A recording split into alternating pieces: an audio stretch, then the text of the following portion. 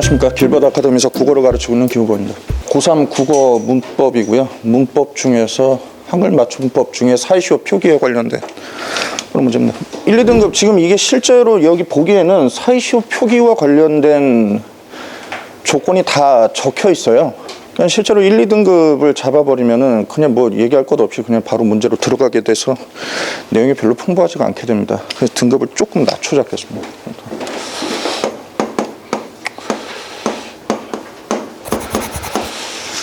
예, 실제로 이 문제를 풀 때는 제시된 조건을 정확하게 이해했느냐예요. 일단은 문제 자체는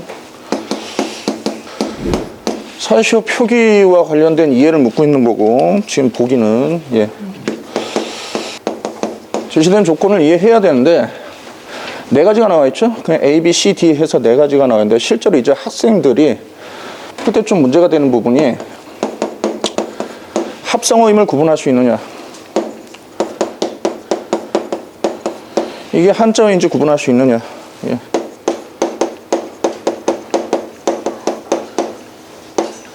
지금 보기에서 얘기하고 있는 음운변동 세 가지, 실제로 적용되는 음운변동 세 가지가 제대로 적용됐는지를 또 이해할 수 있나 이겁니다. 근데 음운변동 같은 경우에는 룰이 있어요.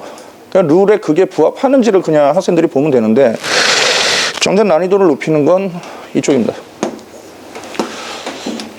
이거는 직관적으로 알아야 됩니다. 룰이 없어요. 그러니까 한자가 제시됐을 때 이 이를테면 이런 거죠. 학생들한테 이제 룰을 가르쳐 달라고 하는 학생들도 있어요. 그러면은 제가 묻습니다. 네 이름이 뭐니? 그래서 뭐 김똥개요. 그러면은 네 이름 왜 김똥개니? 이거랑 똑같다고 이게. 그러니까 직관이라는 건 룰이 없고 그냥 영어 단어 외듯이 직관적으로 알아야 되는 그런 부분이기 때문에 그냥 알아야 되고 그 부분은 또 외워야 되는 부분이니까 이제 이 부분이 오히려 더 난이도를 높이는 그런 요소가 됩니다. 해서 지금 여기 나와 있는 거를 간단하게 좀 정리를 해볼게요. 맞춰가지고. 자, 사이시오 표기.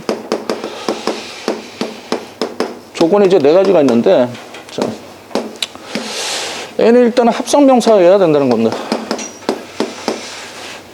그러니까 합성어죠. 최영진 선생님. 합성어가 구성이 어떻게 되나요? 구성은 여러 가지 될 수 있긴 한데 서로 다른 뜻을 가진 단어가 만나서 하나의 단어가 되는데. 그러니까 구체적으로 뭐와 뭐가 만나야 되죠? 예를 들어서 형태가 형태소가 만난다든지 단어와 단어가 만나요.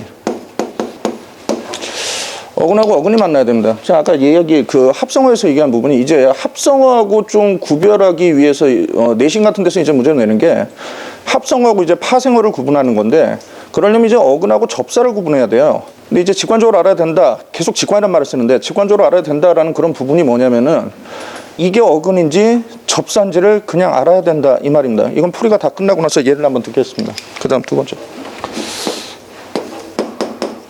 두 건 중에 적어도 하나는 고유어여야 합니다. 근데 이게 또 문제죠. 그렇죠? 이게 고유어인지 한자어인지는 또 그냥 알아야 돼요. 그럼 이제 한자 어근하고 한자 어근이 이렇게 붙는 경우에는 기본적으로 이제 사이시옷을 표기하지 않는데 6개의 예외가 있습니다. 그게 지금 저 위쪽에 나와 있는 이 6개의 한자가 예외입니다. 그 사이시옷을 표기하는. 근데 지금 나중에 풀이 끝나고 나서요. 이 부분과 관련해 가지고 좀 잠깐 언급을 좀 하겠습니다. 세 번째는 가장 쉬운 건데 앞말이 모음으로 끝나야 돼요. 이 말은 무슨 소리냐? 사이시옷이 들어갈 자리가 있어야 된다는 얘기죠. 앞말이 자음으로 끝나버리면 사이시옷을 표기할 자리가 없습니다. 그 다음 이제 네 번째는 다음에 음운현상이 나타나야 된다라고 되어 있습니다. 보면 앞말 끝소리에 니은 소리가 덧남. 여기는 예시를 하나씩 들게요. 자, 예를 들어서 이 두 개의 어근이 있다라고 해요. 앞에 이는요, 이것저것 할 때 이가 아니라 이빨입니다. 김경현 선생님. 이거 어떻게 발음하나요? 그럼 앞에가 이빨이면? 같이 하면. 그렇죠? 이 몸이 아니라 발음이 잇몸으로 돼요. 그러니까 니은 소리가 지금 덧났죠. 없었던 소리가. 그렇죠? 그 다음에 두 번째. 깻잎을 해도 되는데. 조현주 선생님 이거 어떻게 발음하죠? 나뭇잎. 나무잎이 아니라 나뭇잎이라고 발음합니다. 그러니까 나무하고 잎하고 지금 이은 없는 거예요. 그럼 이 사이에 니은하고 니은이 곁 들어간 겁니다. 지금 보면은 앞말 끝소리와 뒷말 첫소리에 각각 니은 소리가 덧난다라고 돼 있죠. 그 다음에 세 번째. 이건 주격조사 가가 아닙니다. 가생이를 뜻하는 맨 가의 쪽. 그렇죠? 이렇게 되면은 발음이 바닷가가 됩니다. 그래서 뒷말 첫소리가 된 소리로 발음되는 경우에요. 예, 이 모든 게 지금 만족을 해야 최종적으로 표기할 때 사유숏을 표기하게 됩니다. 자, 근데 이제 문제는 자, 이제 표기가 되고 표기가 안 되는 게 있는데 이 중에 그 제시된 것 중에 한 가지 조건만 지금 잘못된 거, 그걸 골라내는 거예요. 이제 문제로 좀 들어가 보겠습니다. 자, 첫 번째 이제 도매 가격하고 도매 값이 됐어요. 예, 최영재 선생님. 지금 기억이 A라고 돼 있어요. 그러니까 A는 지금 한쪽은 합성어가 아니고 한쪽은 합성어여가지고 지금 사이숏이 표기가 안 됐다라는데 도매 가격은 합성어인가요? 단일어인가요? 파생어인가요? 도매가격 합성어. 합성어입니다. 즉 틀렸습니다. 예, 도매 가격은요? 합성어입니다. 자, 그럼 여기서 끝나면 안 되고 일단 답인데. 그럼 도매 가격하고 도매 값은 지금 뭐가 문제가 돼가지고 갈렸느냐라는 걸 알아야죠. 도매는 한자일까요? 고유어일까요? 가격은 당연히 한자어고요. 도매, 매자가 8매자잖아요. 예, 한자입니다.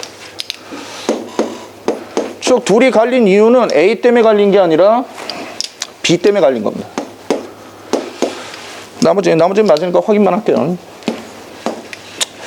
자, 전세방, 예, 아랫방이었습니다. 아랫방은 아래가 고유어고요. 그렇죠? 아랫방은 아래가 고유어고 전세방이 한자어입니다. 자, 그리고 아랫방은 방이 한자고요. 아래가 고유어여가지고 표기가 된 그런 사례가 되겠습니다. 그 다음에 버섯국, 조개국. 이게 학생들이 착각할 수 있는데, 자, 버섯국하고 조개국 같은 경우에는 지금 시를 했단 말이에요. 시는 지금 앞말이 몸으로 끝나야 됩니다. 근데 버섯 보면은 시옷을 빼면 버서가 되는데 뭘 버서요? 자, 버섯은 애초에 시죠? 예, 그렇죠. 예, 앞말이 자음으로 끝납니다. 그 다음 네 번째. 자, 인사말 아닙니다. 인사말이에요. 근데 대부분의 사람들은 인사말이라고 하죠. 인사말, 존댓말, 이건데요. 자, 이거는 실제 발음이 지금 안 난 거예요. 인사말 같은 경우 이 세 개 중에 표기 해당되는 게 없습니다. 없어요. 그냥 인사말이에요. 즉, 예, 얘는 음 변동이 일어나지 않습니다.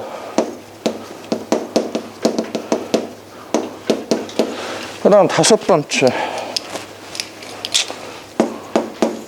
이거는 직관적으로 봐도 안 돼요. 나무 껍질을 표기를 보면 이미 껍질이 쌍기역입니다. 그렇죠? 그 쌍기역을 그냥 쌍기역으로 발음한 거예요. 음 변동이 없는 거죠. 예, 여기도 마찬가지입니다. 예, 여기서 좀 볼만한 게요. 그러니까 지금 3등급을 잡은 이유는 앞에 부분 조금 설명하려고 한 거고요. 1, 2등급 같았으면 이거 싹 빠지고 그냥 바로 문제로 들어간다고 보시면 되겠습니다. 앞에 조건이 다 있기 때문에 그거고요. 여기서 몇 가지 좀 체크해 볼 만한 게요. 이거예요. 학생들이 많이 실수하는 게. 모의고사에서는 지금 모의고사에서 문제될 게 없고 지금 내신에서 이 지금 세 방이 지금 이렇게 돼 있죠. 자, 근데 4번이 아니라 2번을 보시면은 지금 이렇게 돼 있잖아요. 그렇죠? 근데 새빵, 여기서 새빵은 똑같아요. 한자가 완전히. 예. 새빵은 이렇게 쓰는데 왜 똑같은 놈인데 앞에 전자 붙었다고 왜 얘는 이렇게 적느냐? 이거 가지고 학생들이 묻는 경우가 있습니다. 근데 이건 어쩔 수 없어요. 학자들이 그냥 그렇게 정한 겁니다. 그러니까 불합리하다라는 거를 선생님도 알고 학생들도 아는데 예, 룰이 그렇기 때문에 이건 어쩔 수 없는 거다라고 이해를 시키고요. 실제로는 이 6개, 아까 적었던 저 6개의 예외는 어떻게 이야기를 하고 있냐면은 학생들이 잘 놓쳐요. 다음에 이음절로 된 6개의 예외. 근데 이음절을 안 봐요. 6개의 예외라는 것만 보고. 이음절은 두 글자죠. 근데 얘는 세 글자입니다. 이게 안 되는 부분이고요. 그 다음에 역시나 내신에서 문제가 되는 부분인데 인사말이에요. 아까도 말씀을 드렸습니다만은 다 인사말이라고 해요. 한 가지 여쭤볼까요? 박준 선생님, 이거 한번 발언해 보실래요? 예, 뭘까요? 머리말입니다. 왜요? 이유가 없습니다. 왜 이렇게 되느냐? 예, 머릿말이라고 다 발음하죠. 근데 제가 아마 실제로 뭘 것 같아요 할 때 아마 느끼셨을 거라고 생각을 해요. 사이소 이 지금 표기는 크게 봤을 때 사이소리 현상에서의 사이시오 표기인데 문제가 되는 게 학생들을 어렵게 만드는 이게 뭐냐면 사이소리 현상은 수의적 현상입니다. 필수적 현상이 아니에요. 일어나는 경우도 있고 안 일어나는 경우도 있는데 문제는 일어나고 안 일어나는 데 있어서 규칙적인 룰이 없다는 겁니다. 뭐는 일어나고 뭐는 안 일어나기 때문에 거기에 대해서 어떤 건 그렇고 어떤 건 안 그런데 여기에 규칙이 없기 때문에 실제로 모의고사에서는 이런 무규칙적인 것을 활용하는 문제는 절대 나오지 않습니다. 다만 문제는 내신이에요. 내신에서 선생님들 그런 거 안 따지고 그냥 막 내버리기 때문에 이걸 일일이 외우지 않으면 그래서 학교 선생님이 뭔가를 이렇게 이야기하고 있으면 그건 정확하게 알고 있어야 된다. 그런 부분 좀 이야기를 하고요. 뭐 좀 그 정도 되겠네요. 해서 그런 예외적인 것들 조금 알고 있으면은 이런 것과 이 문제 풀이와 부차적으로 좀 이런 예외적인 것들을 좀 알고 있으면은 대처하는데 좀 도움이 되겠다. 그런 정도 좀 이야기를 하고요. 출제율. 모의고사에서 사이시오 표기가 자주 출제되는 편은 아닙니다. 그런데 문제는 이게 내신이 될 때는 거의 꼭 나온다라고 봐요. 해서 둘을 좀 같이 고려를 하면 이 정도가 맞겠고요. 보시면 알겠지만 지금 고려해야 될 게 굉장히 많습니다. 기본적으로 4개죠. 그렇죠? 그런 것들을 다 고려해야 한다라고 할 때 난이도는 어느 정도 담보가 됩니다.